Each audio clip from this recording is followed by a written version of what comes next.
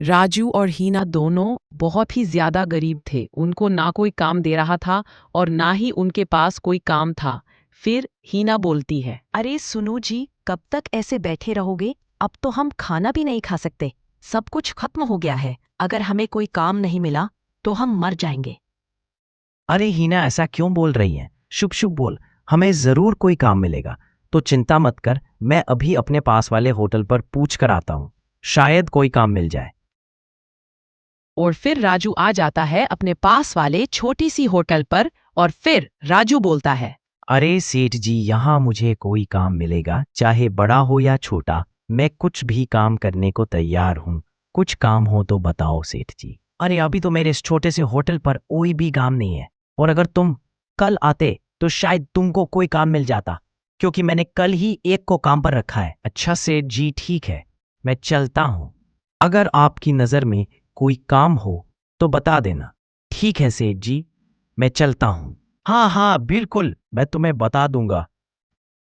और फिर राजू थोड़ा और आगे जाता है काम की तलाश में।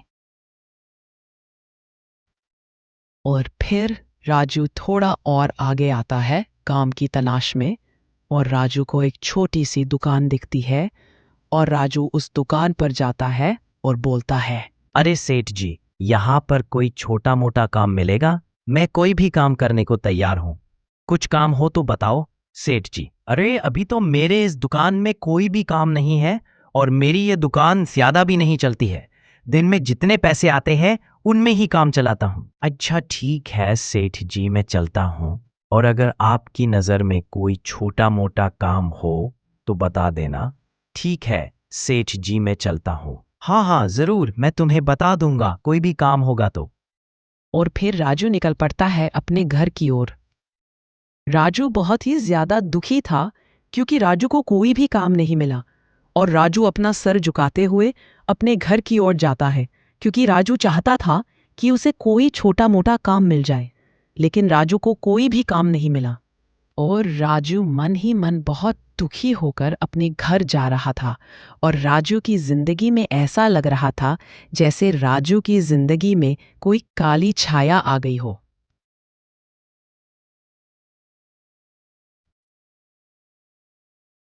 और फिर राजू अपने घर आ जाता है और बैठता है। फिर हीना बोलती है। अरे मैं आपका ही इंतजार कर रही थी। कोई काम मिला या नहीं? अरे नहीं नहीं, कुछ भी काम नहीं मिला। मैं दो छोटी होटल पर गया था, लेकिन कोई काम नहीं मिला। अरे क्या बोल रहे हो? कोई भी काम नहीं मिला? ऐसा कैसे हो सकता है? है भगवान, ऐसा चलता रहा तो हम मर जाएंगे। कुछ तो करो भगवान, हमारी जिंदगी में उजाला तो लाओ। अरे हीना, ऐसा मत बोल। हमें कुछ न कुछ काम जरूर मिलेगा। तू चिंता मत कर। एक काम करता हूँ, मैं बाहर जाता हूँ, शायद कोई काम मिल जाए। हाँ हाँ ठीक है, जाओ। और फिर राजू फिर नई उम्मीद लेकर बाहर जाता है काम की तलाश में। और फिर राजू आ जाता है अपने पास वाली छोटी दुकान पर। अरे सेठ जी, यहाँ मुझे कोई काम मिलेगा, चाहे बड़ा हो या छोटा। मैं कुछ भी काम करने को तैयार हूँ। अरे नहीं नहीं, आपको यहाँ कुछ काम नहीं मिल सकता। आप आगे पूछ लो।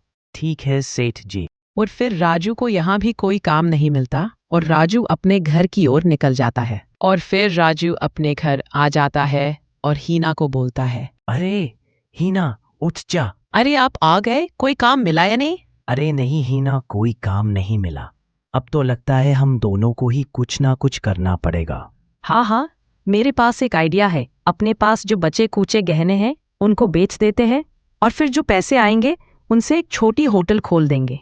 और फिर दोनों तय करते हैं कि उनके पास जो बचे कूचे गहने हैं वह बेचकर वो एक छोटी होटल खोले। और फिर अगले दिन वो अपने बचे कूचे गहने बेचकर वो एक छोटी सी होटल खोलते हैं। अरे देखना, अभी कोई ना कोई ग्राहक जरूर आएगा और हम उन्हें कम पैसों में खाना खिलाएंगे। और उनकी छोटी सी होटल पर एक ग्राहक भी आ जाता है।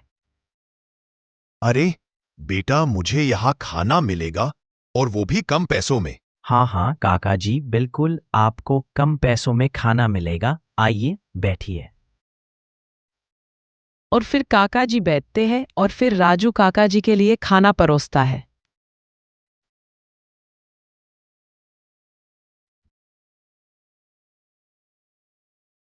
और राजू और हीना की पुकार भगवान ने सुन ली और उनकी छोटी सी होटल एकदम ऐसे चलने लगी जैसे कोई बड़ा 5 स्टार होटल हो।